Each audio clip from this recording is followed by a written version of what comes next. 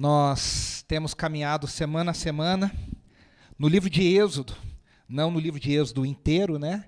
Nos 40 capítulos de Êxodo, mas nós temos feito um recorte no livro de Êxodo, falando sobre a presença de Deus no meio do seu povo, como que Deus formou Israel para amar a sua presença, para desejar a sua presença, para querer a presença de Deus acima de todas as coisas. E a gente tem falado aí semana a semana sobre... Deixa eu colocar aqui o slide, antes que eu me esqueça. Né, essa é a nossa série, A Presença Gloriosa, e hoje é a terceira semana. E no desenho dessa série, então, nós temos olhado para esses textos onde houve uma clara revelação da presença de Deus e da glória de Deus em meio ao seu povo. A gente começou na primeira semana lá em Êxodo 3, e a revelação de Deus para Moisés na sarça ardente, né, a voz chamando Moisés no meio daquele arbusto que pegava fogo e não se queimava. Moisés, Moisés, tira a sandália dos teus pés, que o lugar onde você pisa é terra santa. O Deus que se revela como fogo, o grande eu sou, aquele que era, aquele que é, aquele que há de vir. Né, a gente disse que o eu sou, na verdade, significa aquele que existe sem que nada o faça existir, aquele que existe sem depender de nada, aquele que existe a partir da sua própria existência. Quando a gente fala da criação de Deus no Gênesis 1, por exemplo, a gente fala, na teologia, a gente usa um termo chamado a criação ex nihilo, a criação a partir do nada. Deus criou a partir do nada. Todas as outras coisas do universo são criadas a partir do que Deus criou. As nossas criações são derivadas. A existência de Deus é uma existência que começa em si mesmo, e ela sobrevive por si mesmo, e ela termina em si mesmo. Ele é o Deus autoexistente. Na semana passada, a gente olhou para Êxodo 19, e eu disse que esse é o ponto alto da narrativa do Êxodo.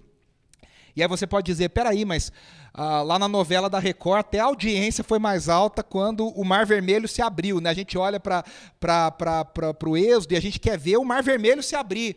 É verdade, a gente gosta do espetáculo, a gente gosta do milagre, a gente gosta do que Deus faz impressionantemente. Mas na narrativa do Êxodo, o ponto central, o ponto alto da narrativa é quando o povo chega no Sinai, cumprindo o que Deus tinha dito para Moisés lá em Êxodo capítulo 3. Ele disse, e esse é o sinal de que eu estarei com vocês. Você e o meu povo voltarão e me adorarão nesse monte. Deus nos diz, o sinal que eu tenho para fazer, o sinal que eu dou para vocês é que vocês vão passar pelo mar a seco. 800 músicas da Cassiane dizem isso, né? Você vai passar pelo Mar Vermelho cantando louvor, você vai atravessar o Mar Vermelho, as muitas águas não vão te afogar. Isso é lindo, isso é poderoso, mas Deus diz que o grande sinal da sua presença no meio do seu povo era a volta do povo para o Monte Sinai, e esse povo adorando a Deus no Monte Sinai. E é isso que se cumpre no Êxodo 19, no capítulo 19 de Êxodo. E aí a gente precisa lembrar agora um pouco da cronologia daquilo que nós temos visto até aqui, né? Do capítulo 1 a 18 do Êxodo, Êxodo tem 40 capítulos, do 1 ao 18, é toda essa ação, é toda essa narrativa, sabe?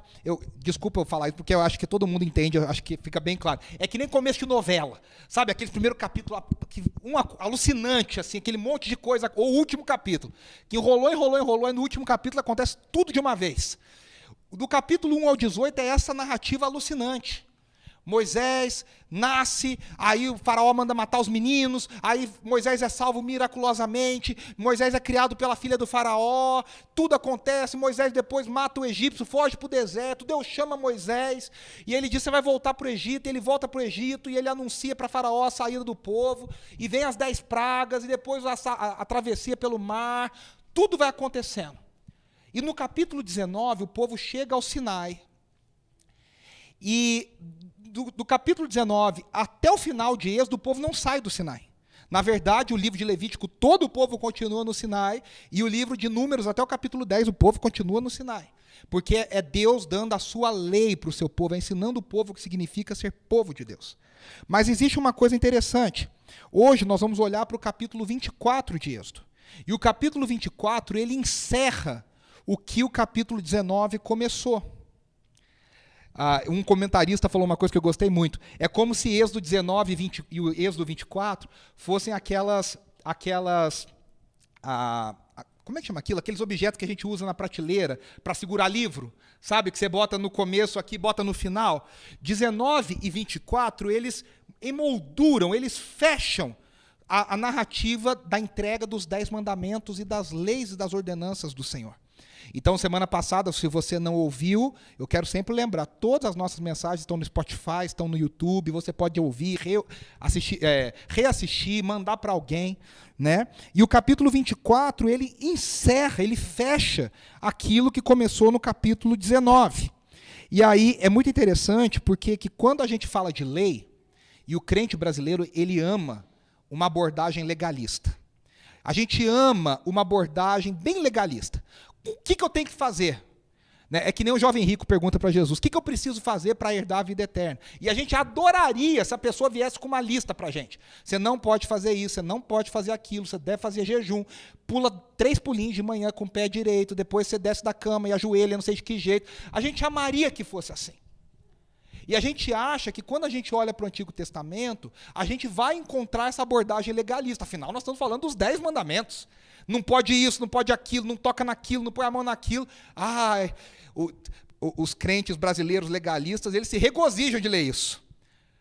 Só que a gente viu na semana passada, e vamos ver de novo hoje, que o Deus de graça revelado em Jesus é o mesmo Deus da graça revelado no Antigo Testamento. Deus nunca foi legalista, Deus sempre agiu debaixo da graça.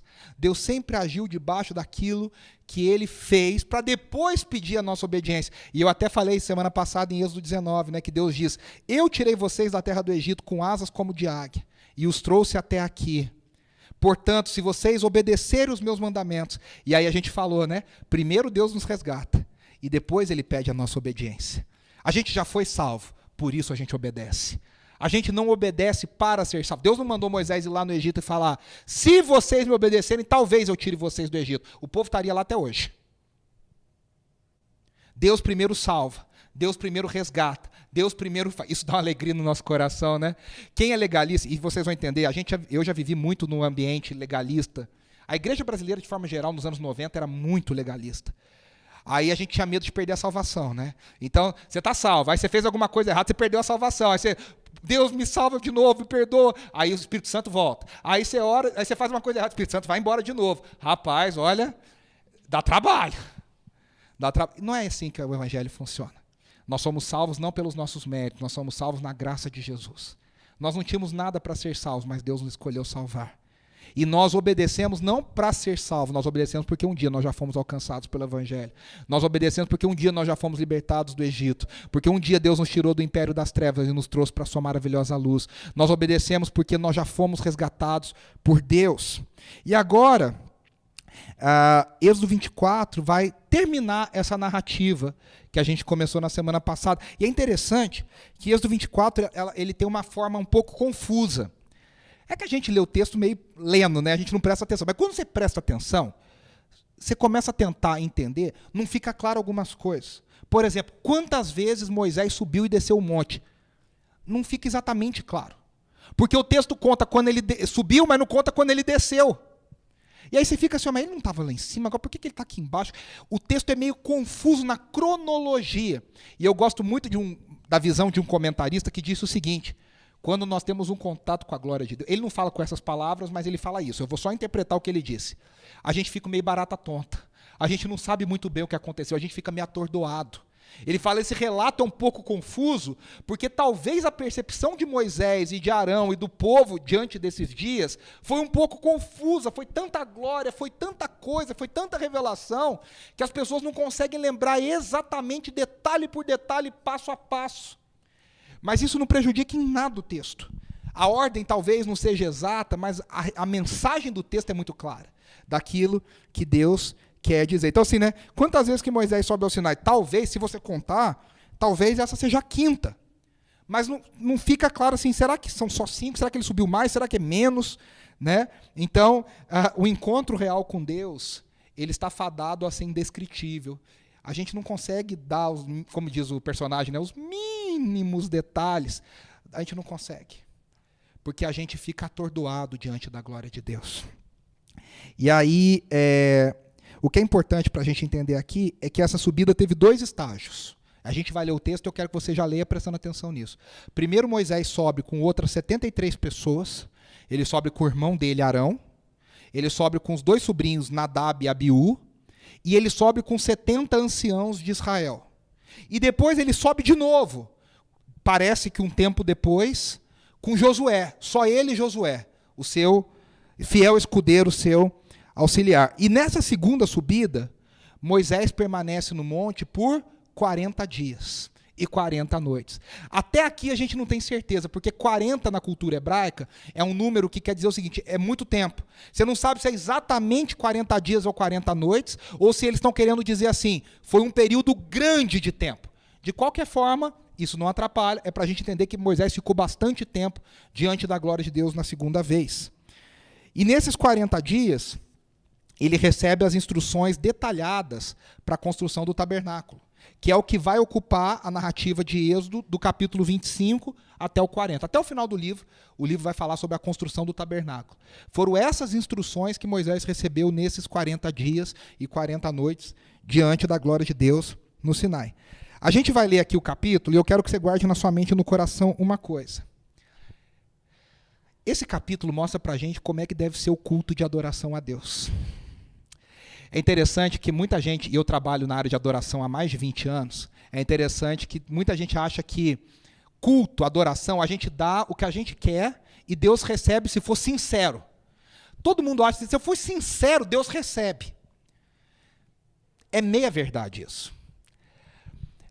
Deus recebe se for sincero, mas não basta ser sincero.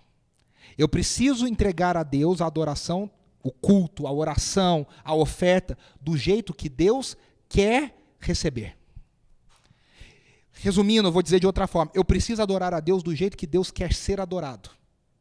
Eu preciso adorar a Deus do jeito que Deus pede para ser adorado.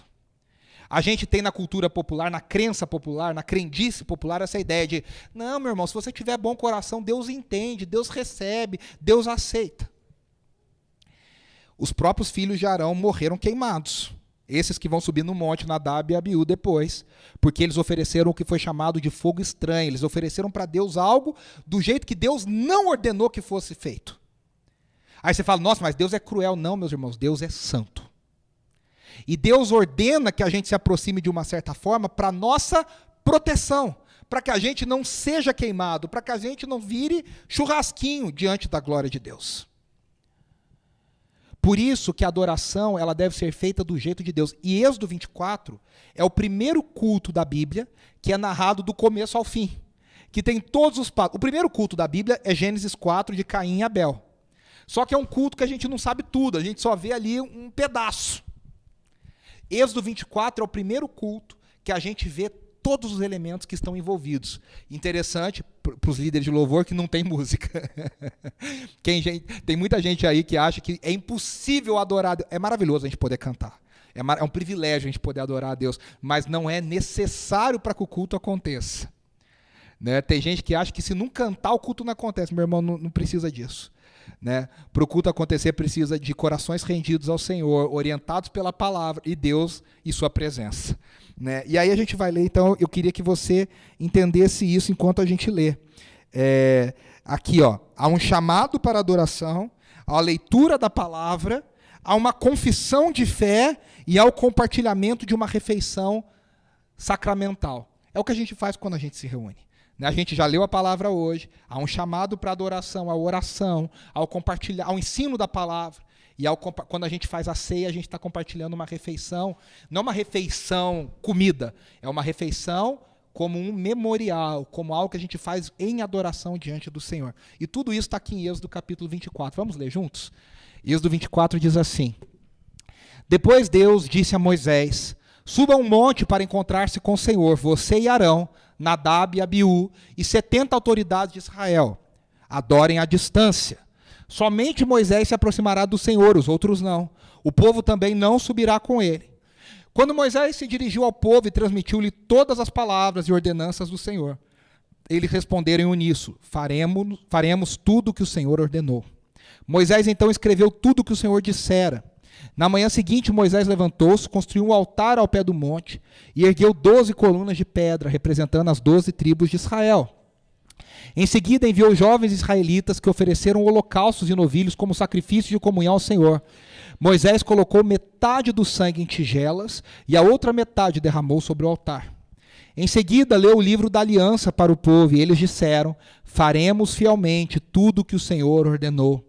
Depois Moisés aspergiu o sangue sobre o povo, dizendo: esse é o sangue da aliança que o Senhor fez com vocês, de acordo com todas essas palavras. Moisés, Arão, Nadab, Abiú e 70 autoridades de Israel subiram e viram o Deus de Israel, sob cujos pés havia algo semelhante a um pavimento de safira, como o céu e seu esplendor. Deus, porém, não estendeu a mão para punir esses líderes do povo de Israel. Eles viram a Deus e depois comeram e beberam. Disse o Senhor a Moisés: suba a mim ao monte e fique aqui, e lhe darei as tábuas de pedra com a lei e os mandamentos que escrevi para a instrução do povo. Moisés partiu com Josué, seu auxiliar, e subiu ao monte de Deus. Disse ele às autoridades de Israel: esperem-nos aqui até que retornemos. Arão e Hur ficarão com vocês. Quem tiver alguma questão para resolver, poderá procurá-los. Quando Moisés subiu, a nuvem cobriu o monte, e a glória do Senhor permaneceu sobre o monte Sinai. Durante 6 dias a nuvem cobriu o monte. No 7º dia o Senhor chamou Moisés no interior da nuvem. Aos olhos dos israelitas, a glória do Senhor parecia um fogo consumidor no topo do monte. Moisés entrou na nuvem, foi subindo o monte, e permaneceu no monte 40 dias e 40 noites. Esse é o texto da palavra, e vamos ver algumas coisas. Primeira coisa, fica muito claro o Deus que nos chama à sua presença.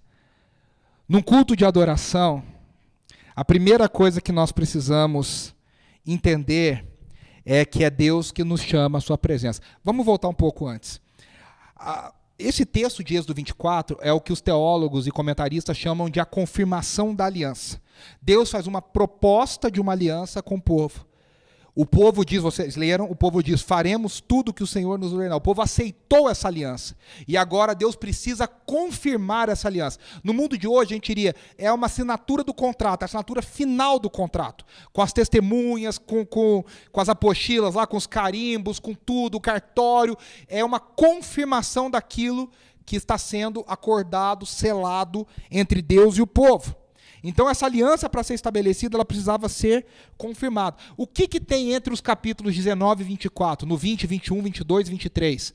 Temos os termos dessa aliança. O que significa ser povo de Deus? Deus está dizendo: olha, significa isso, isso, isso, eu espero isso, isso, isso. Vocês não podem fazer isso, isso, isso. Vocês devem fazer isso, isso, isso. São os termos da aliança. E agora, no capítulo 24... Deus está confirmando essa aliança e o povo também está do seu lado dizendo: nós aceitamos essa aliança. Semana passada nós dissemos, e eu quero lembrar aqui, que Moisés é o mediador dessa aliança. Moisés é aquele que foi eleito por Deus para ir ouvir de Deus as palavras, e ele volta com essas palavras e diz ao povo. Ele pega o que o povo diz e leva para Deus. Ele vê o que Deus diz e volta para o povo. Moisés fica o tempo inteiro fazendo essa intermediação. Por quê? Porque o povo não podia ter contato direto com Deus, porque senão o povo seria fulminado. O Deus que é tão santo, tão santo, tão santo, cuja glória é tão grande, ele não pode ter contato com o mínimo de pecado. Então ele escolhe Moisés, e ele faz de Moisés o seu mediador. E depois ele escolhe Arão e seus filhos para serem sumos sacerdotes. E a família de Moisés, né, a casa de Moisés, chamada a tribo de Levi. A gente falou de Levi mês passado, né? Filho de Jacó. A tribo de Levi como uma tribo sacerdotal. E essas pessoas se ocupariam de todo o culto, de tudo aquilo que seria feito em nome de todo o povo. Porque as pessoas não tinham acesso. Num mundo que a gente gosta da inclusão, hoje tudo é inclusão, né? Todo mundo tem que ser incluído, todo mundo tem que fazer parte, tem que ter acessibilidade. Às vezes até é chato demais, né? É maravilhoso, é muito importante que todo mundo se sinta incluído, mas às vezes a gente vive num mundo muito politicamente correto, né? Que é cheio de 9 horas e daquilo outro. Aqui nós estamos falando de uma coisa extremamente exclusivista. Depois que o tabernáculo foi estabelecido, um homem entrava uma vez ao ano diante da presença de Deus, para representar todo o povo. No átrio exterior, todos os sacerdotes e todos os homens tinham acesso. No santo lugar, somente os homens sacerdotes, né? Não tinha mulheres sacerdotes, somente homens sacerdotes. E no santo dos santos, só um homem, uma vez ao ano, ele entrava, representando todo o povo. E aí Moisés, então, é esse mediador. E aí Moisés recebe a instrução do Senhor e ele chama com ele mais 73 pessoas. Como eu disse, seu irmão, que é o sumo sacerdote, e os seus filhos, que também serão os sumos sacerdotes. E aí depois 70 anciãos. Esses 70 anciãos provavelmente são aqueles que foram escolhidos por Jetro, sogro de Moisés, para representar as tribos de Israel e ser um conselho gestor das 12 tribos de Israel. Então eram essas 70 autoridades, esses 70 homens. E aí o que chama a atenção aqui é Deus que nos chama à sua presença. É Deus que diz que nós devemos entrar.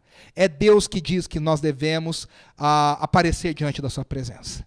No mundo de hoje, que a gente, às vezes, dá tanta ênfase ao ser humano, até no culto, até para falar de Deus, a gente fala mais da gente, às vezes, que o ser humano é tão bom, que o ser humano é tão capaz, que o ser humano é tão maravilhoso. A gente acha que a gente invoca a presença de Deus. E isso é ocultismo, viu, irmãos? O ocultismo que faz isso. No ocultismo que tem uma palavra mágica, um feitiço, alguma coisa que você invoca uma força sobrenatural maligna. Mas diante da presença de Deus, nós só entramos quando Ele nos chama. É aquela figura de Esther diante de Xerxes, o rei. Né? Por que Esther se colocou tanto em risco? Porque ela entrou quando ela não foi chamada. Porque diante do rei só se entra quando você é convidado. Diante do rei você só entra se você foi chamado. A mesma coisa no culto de adoração. Nós estamos aqui não porque a gente quis, não porque a gente marcou, não porque alguém um dia falou, vamos nos reunir e fazer um culto. Nós nos reunimos porque Deus nos chamou para nos reunir. Nós estamos aqui, você não está aqui atendendo ao convite da IB Metrô, o convite do Renato, o convite de fulano e de ciclano, você está aqui atendendo um convite de Deus, que Deus disse que nós devemos nos reunir para adorá-lo, que nós devemos ser parte do seu povo reunindo-nos para adorá-lo. É Deus que nos chama, é Deus que nos convoca. Se na época de Moisés o povo se apresentava diante de Deus por meio de sacerdotes e por meio de Moisés, hoje eu e você somos chamados à presença de Deus através do seu Filho Jesus Cristo, o nosso mediador que apresentou de uma vez por todas o sacrifício perfeito. Ele não precisa entrar todo ano no Santo dos Santos e renovar o sacrifício. Ele entrou uma vez por todas e ele ofereceu o sacrifício perfeito. E ele é o nosso representante. 1 Timóteo 2,5 diz que Jesus é o único mediador entre Deus e os homens. Cristo Jesus, o homem. Hebreus diz que nós entramos por meio do novo e vivo caminho, do sangue da nova aliança, e nós somos recebidos diante do trono da graça, a fim de recebermos graça e misericórdia. Isso para um judeu lendo Hebreus era para a cabeça explodir. Ele está dizendo, o lugar mais santo da terra, o lugar mais sagrado, agora está aberto para que outros entrem pelo sangue de Jesus. Pelo sangue de Jesus. Nós nos encontramos com Deus através de Jesus Cristo. Que privilégio, hein? Que coisa maravilhosa. A segunda coisa que nós vemos é que o Deus que nos chama também é o Deus que nos dá a sua palavra.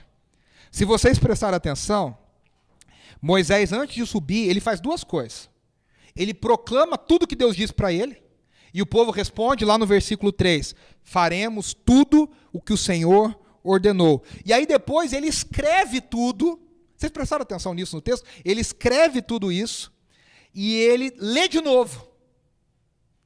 E quando ele lê de novo, o povo fala de novo, faremos em uníssono tudo aquilo que o Senhor nos ordenou. Essa porção escrita provavelmente foi a primeira parte do Antigo Testamento escrita. Foram as primeiras palavras do Antigo Testamento que foram escritas, provavelmente. Foram os capítulos 20 a 23 de Êxodo, que é o que Moisés registrou do que Deus lhe disse. O que a gente precisa entender é o seguinte, a adoração você não faz da sua cabeça. A adoração você faz do jeito que Deus ordenou. Uma das responsabilidades dos ministros, dos pastores, dos líderes de adoração, é fazer tudo de acordo com a palavra, é ensinar a palavra, é proclamar a palavra de Deus. Jesus disse para a mulher samaritana, vocês samaritanos, adoram o que não conhecem. Nós, judeus, adoramos o que conhecemos. O que ele está querendo dizer? Vocês adoram na loucura da cabeça de vocês. Vocês inventaram um monte de vocês inventaram um templo de vocês inventaram um sistema de vocês. Nós, judeus, adoramos aquilo que nos foi revelado. A adoração é uma resposta à palavra de Deus. A adoração significa o seguinte, às vezes a gente tem uma ideia de adoração muito subjetiva. Eu sempre falo isso. Quando a gente não sabe muito bem, sabe o Chaves quando ele fala assim, essa é fácil, manda outra, né? É que não sabe, né? Essa é fácil. Todo mundo sabe, né? Mas é uma pergunta mais difícil, né? E o crente, ele tem uma habilidade de responder sem responder nada. Então, quando eu pergunto, o que é adorar a Deus? A pessoa responde, exaltá-lo. Tá, mas o que é exaltá-lo? Engrandecê-lo. Mas o que é engrandecê-lo? Dar-lhe glória e louvor. Mas o que é dar glória e louvor? Não sai uma palavra concreta. Uma ação. Adoração é uma coisa muito simples. Deus se revela, nós, pelo Espírito Santo, entendemos a revelação de Deus e nós recebemos a capacitação de Deus para obedecer aquilo que Deus falou. Eu cresço em adoração à medida que eu cresço naquilo que eu obedeço o que Deus falou. Deus falou, eu obedeço. Deus mandou, eu obedeço. Isso é adoração. Adoração é obedecer o que Deus revelou. Por isso que eu preciso conhecer a palavra. Adoração não é um arrepio, não é um sentimento, não é choro. Tem tanta gente, é maravilhoso a gente poder se render diante do Senhor. Semana passada a gente cantou essa canção de novo, né? Maravilhado. Eu amo essa canção. Eu estava até falando para a Anne aqui no ensaio, eu falei, gente, a gente estava na gravação dessa canção, no dia que a Nívia gravou essa canção. Eu amo essa música. Semana passada eu estava aqui, eu me derramei diante do Senhor. Que coisa maravilhosa, é muito bom de poder derramar diante do Senhor, chorar, levantar as mãos, se ajoelhar. É lindo. Mas a adoração não é um arrepio. Tem milhares e milhões de pessoas que choram nos cultos, que sentem um arrepio, que ficam emocionadas. A pessoa fala, esse louvor me emociona. E a vida dela não muda uma vírgula. A adoração é mudança de vida à medida que eu obedeço aquilo que Deus disse na sua palavra. Por isso que o culto, ele é em torno da palavra. A gente ora a palavra, a gente lê a palavra junto, a gente ensina a palavra, a gente canta a palavra. Antigamente o pessoal falava assim, né? O louvor prepara o coração para a palavra. Quem já ouviu o pessoal falando isso? Isso é a maior bobeira que existe. O louvor já é a palavra cantada e ensinada. A não ser que você cante muita música ruim. Aí tem que cantar as músicas ruins e pregar para desfazer o que cantou. Quando a gente escolhe bem as canções, quando a gente canta canções boas, a gente já canta a palavra. A gente se reúne em torno da palavra. O texto fala em palavras e estatutos. Palavra, ele está falando dos 10 mandamentos. Quando ele diz, proclamei as tuas palavras e os teus estatutos, eu proclamei os 10 mandamentos e todas as outras leis que o Senhor me deu. Porque lá em Êxodo 20 diz assim, então Deus falou todas essas palavras. Então Deus tinha 10 palavras. Não roubarás, não matarás, não adulterarás e todos os 10 mandamentos, o chamado decálogo. Então Deus não é adorado adequadamente se a sua palavra não for lida e não for explicada. Aqui tem uma outra coisa. Tem gente que acha que basta ler a Bíblia. Tem gente que é mais perigoso ler a Bíblia. Porque a pessoa já é meio desparafusada. Aí ela lê a Bíblia do jeito que ela quer. Aí ela vai entendendo o que ela... Não, a Bíblia tem que ser lida e corretamente entendida. Até porque, gente, essa coisa de ler a Bíblia sozinho é uma coisa muito recente na história da humanidade. Ninguém tinha cópia da Bíblia em casa. A cópia da Bíblia era caríssima, era uma para uma cidade, era uma para uma região, era uma coisa absurdamente difícil de ter. A igreja perseguida, os irmãos, quem acompanha, faz muito bem para a nossa vida espiritual acompanhar a igreja perseguida. A gente fica, pequenininho. A igreja perseguida, os irmãos, na China, por exemplo, há relato de pessoas que têm uma página da Bíblia. E eles decoram aquela página da Bíblia. E depois de um tempo eles se reúnem e eles trocam as páginas entre si. E aí eles decoram aquela nova página. E eles se reúnem e trocam. E eles vão trocando uma página da Bíblia. Que eles leem vez após vez. A gente tem versão disso, versão daquilo, digital, no aplicativo, não sei aonde. E não lê. Ou às vezes até lê, mas não entende. Até lê, mas não entende. Então a Bíblia precisa ser lida, entendida e aplicada nas nossas reuniões de adoração. E aí o povo diz, né? Faremos tudo o que o Senhor nos ordenou. Isso é chamado de uma confissão de fé. Parte do nosso culto é a gente dizer juntos o que nós vamos fazer. A igreja, desde o seu início, ela criou os chamados credos. Né? O que são os credos? São confissões de fé que a igreja decora e proclama semana após semana. Creio em Deus Pai Todo-Poderoso, Criador dos céus e da terra. Creio em Jesus Cristo, seu único Filho, nosso Senhor, o qual foi concebido por obra do Espírito na Virgem Maria, padeceu sob o poder de Pôncio Pilatos. Esse credo, é o chamado credo niceno, ele é do século III, do início do século IV. Nós estamos falando de 1.600 anos que a igreja proclama isso e declara isso. É importante para nós. Tem gente que fala assim, não, mas Deus conhece meu coração, meu irmão. É parte do culto de adoração você dizer, Senhor, eu estou aqui para te obedecer, eu vou fazer tudo o que o Senhor quiser. Quando a gente fala, diga amém, não é porque a gente quer que você faça parte de um espetáculo. É para você fazer parte daquilo que Deus está construindo.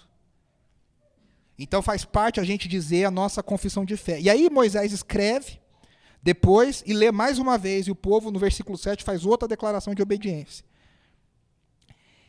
O Deus que nos chama, o Deus que dá a sua palavra, é o Deus que também derramou o seu sangue. Veja, essa aliança ela foi selada com sangue, para mostrar a seriedade do que está sendo acordado. O que está se dizendo é o seguinte, se vocês não obedecerem, o que vai acontecer com vocês é o que aconteceu com os animais. Basicamente é isso. O que aconteceu com os animais? Eles foram partidos no meio. Quando Deus faz aliança com Abraão, em Gênesis capítulo 15, a Bíblia diz que Deus parte os animais na metade e ele coloca as duas metades e Abraão dorme. Numa aliança verdadeira, Abraão não dormiria. Verdadeira não, uma aliança comum. Mas como Deus é o cara da aliança, ele está dizendo, eu vou selar essa aliança sozinho. Ele faz Abraão dormir e ele passa no meio das metades dos animais. Para dizer o seguinte, que aconteça comigo o que aconteceu com esses animais, se a minha aliança não for cumprida, se a minha palavra não for cumprida. Só que no nosso caso e no caso de Deus, no caso do povo de Israel e de Abraão, a gente não pode cumprir uma aliança com Deus. O que Deus faz? Ele sela sozinho essa aliança. Ele sela só do lado dele essa aliança. Né? E é interessante porque em Gênesis a gente viu isso bastante, aqui em Êxodo a gente vê isso. As pessoas já adoravam a Deus antes do templo ser construído, antes do tabernáculo ser construído. Mas as pessoas nunca adoraram sem um altar. As pessoas nunca adoraram sem um altar. Todas as vezes que os patriarcas foram adorar, a Bíblia diz, e Abraão erigiu um altar, e Abraão levantou o altar, e Jacó levantou um altar. E aqui nós vemos que antes do sacrifício, antes da adoração, Moisés levanta 12 colunas nesse altar, representando as 12 tribos de Israel. E ele levanta um altar de adoração. Hoje, na nova aliança, eu e você somos o próprio altar do Senhor. Hebreus 13:15 diz, por meio de Jesus, portanto, ofereçamos continuamente a Deus um sacrifício de louvor, que é fruto de lábios que confessam o seu nome. A gente oferece um fruto de louvor, de um coração quebrantado, numa vida que é um altar ao Senhor. E aí o sangue dos sacrifícios era coletado, colocado em 2 bacias, e uma das bacias, esse sangue era aspergido. O que significa aspergido? Para muita gente hoje isso é uma coisa, ainda mais do mundo de hoje, né? Eu lembro que o Rodrigo Hilbert, que o pessoal fala que parece muito comigo, ele fez um novilho, sei lá o quê, e ele matou o novilho no programa, e deu uma repercussão, o pessoal falou, meu Deus, ele está matando o bicho. Eu não sei, essa geração mais nova, acho que o bicho nasce na bandeja do supermercado, sei lá o que passa na cabeça do pessoal. Mas assim, nessa época tão limpinha, e o pessoal é tão fresquinho, essa coisa parece um pouco nojenta. Moisés coloca o sangue dos animais numa bacia, e ele pega uma das bacias e ele joga o sangue sobre o povo. Ele joga gotas desse sangue sobre o povo, para que o sangue caia nas pessoas, seja borrifado nas pessoas. E por que ele faz isso? Para mostrar, além da questão que a aliança era uma coisa de vida ou morte, que nós éramos consagrados ao Senhor. Que o povo era consagrado ao Senhor. Era a parte, veja, o sangue ele tinha essas 3 funções: mostrar a seriedade, mostrar a consagração do povo e dizer que pedir o perdão dos pecados. Com a outra metade da bacia, a outra metade do sangue, ele jogou sobre o altar para dizer o seguinte: o sangue está pedindo perdão pelos pecados. Deus é tão misericordioso que o povo diz, nós faremos tudo o que o Senhor mandar, mas Deus sabia que o povo não ia fazer. Então ele já compra o perdão antes, ele já derrama o sangue para providenciar o perdão. E o resto ele joga sobre as pessoas para dizer, vocês são... Lembra o que ele disse lá no capítulo 19? Se vocês me obedecerem, vocês serão um reino de sacerdotes, uma nação santa. O que o sacerdote faz? Ele recebe a unção.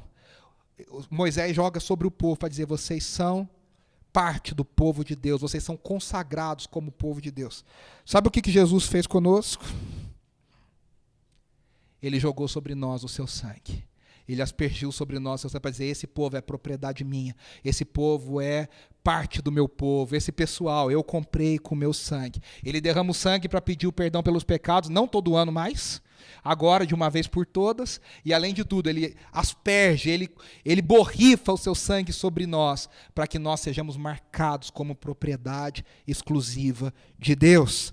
O Novo Testamento fala isso em vários lugares. Olha, Hebreus 13:12 diz assim: assim Jesus também sofreu fora das portas da cidade, para santificar o povo por meio do seu próprio sangue.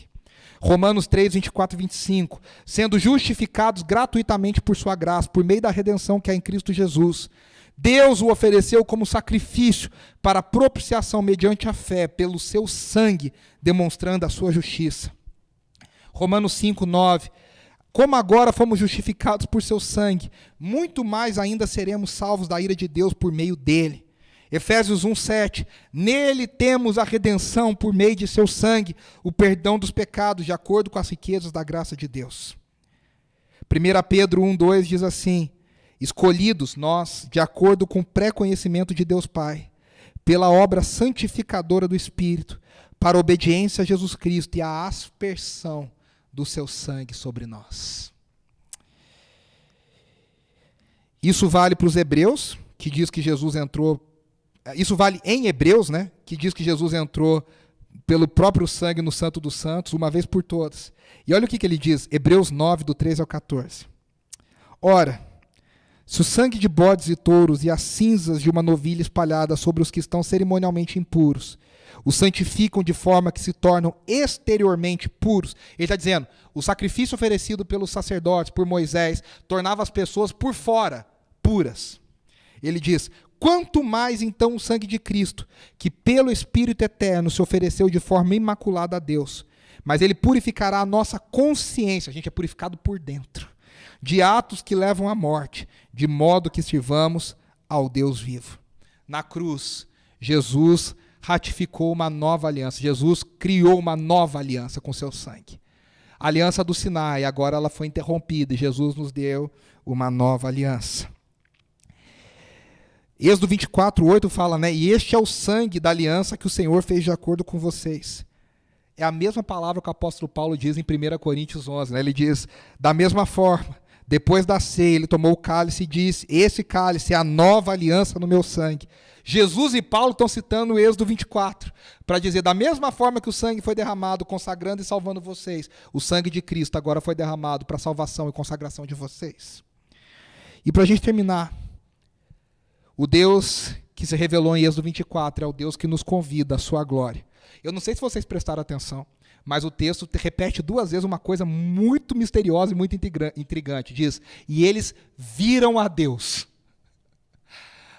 Depois, lá em Êxodo 32, vai dizer que Deus vai dizer para Moisés que nenhum homem pode ver a Deus e sobreviver. Mas aqui, aí os comentaristas tentam mudar, falar, eles viram o relance, viram a sombra, tiveram... Não, o texto no hebraico diz, eles viram. Como é que a gente explica? Eu, pelo menos, não sei explicar. Mas o texto diz que eles viram. Só que é interessante que também diz que Deus não estendeu a mão sobre eles. Eu não sei quem prestou atenção nisso na hora que a gente leu.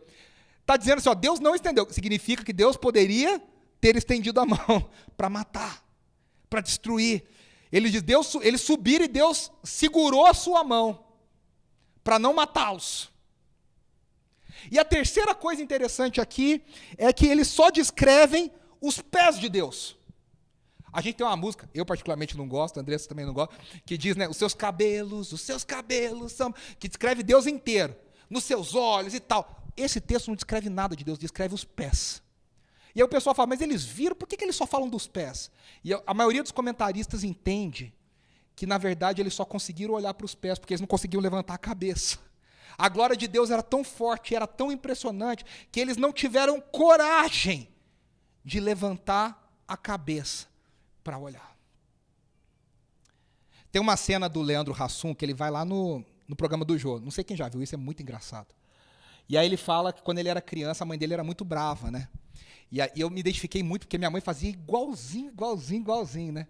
E aí ele falou que ele fez um negócio que a mãe não queria, e que a mãe ficava brava, e que a mãe falava assim, você vai ver quando chegar... Ela nem mexia a boca, só falava entre os dentes, porque tinha visita em torno, né? Você vai ver quando a gente chegar em casa. E ele fala assim, e eu tava lá paralisado, traumatizado, nem me mexia, né? A criança, ele é bonzinho, não, ele está em pânico, né? Ele está travado, né? É isso que aconteceu com Moisés e com os anciãos. Eles não tinham coragem de levantar os olhos para ver acima dos pés de Deus. Eles falaram, se o pé é assim, você imagina o resto. Para a gente não morrer, não vamos olhar. E aí eles dizem que nos pés havia uma bancada, né, um apoio para os pés, que era como uma safira, azul como o céu no seu esplendor. Se os pés de Deus são maravilhosos, você imagina a pessoa toda de Deus. Eles tiveram um relance da glória de Deus. Um comentarista chamado Philip Graham Hyken, ele diz, os eventos de Êxodo 24 contam a história da salvação. Preste atenção. Moisés e os anciãos começaram à distância. Essa é a nossa vida. Ó. Estavam separados de Deus por seu pecado. Mas então Deus os convidou para entrar em sua presença. Ele lhes deu a sua palavra. Ele expiou seu sangue os pecados por meio do seu sangue. Ele os trouxe para a sua presença, onde puderam contemplar a sua glória. Era um antegosto do céu. E aí o que acontece? Eles comem e bebem diante da presença de Deus. Você fala, que coisa engraçada, né? A gente esperaria tanta coisa. E o texto diz, eles viram a Deus e eles comeram e beberam. Essa refeição é uma refeição para selar a aliança. É na mesa que muitos pactos são feitos. É na mesa que muitas amizades são feitas. Deus está dizendo, a partir de agora, pelo sangue que foi oferecido, e era sangue de animais, hein? Não era nem o sangue de Jesus, vocês são convidados a sentar na minha mesa. Por isso que Jesus, quando ele veio, ele falou muitas vezes sobre um banquete que estava sendo oferecido. Ele diz, o reino dos céus é como um banquete que está sendo oferecido. Porque em Jesus, meus irmãos, gente de toda a tribo, de toda a raça, de toda a nação, agora é convidada a se sentar à mesa e comer junto com Deus. Por isso que Apocalipse termina com um grande banquete do Cordeiro se casando com a noiva. E nesse banquete as nações são convidadas. E quem não tinha lugar na mesa agora está sentado à mesa do Cordeiro, à mesa de Deus. Nós recebemos um ingresso, nós recebemos um lugar para sentar na melhor mesa, no melhor lugar, na presença do Rei. E aí Moisés sobe o monte. Ele sobe o monte com Josué. E é interessante que Josué está ali colado em Moisés, né? Ó, aprendendo tudo que ele pode aprender. Esse aqui é um desafio para nós que somos líderes. Desenvolver novos líderes no exercício do ministério. Moisés não voltou e contou para ele, não. Ele falou assim, vem comigo que você vai aprender comigo. Você vai ver o que aconteceu. Você vai andar do meu lado. Esse foi o discipulado de Jesus, né? Jesus falou a mesma coisa. Andem comigo.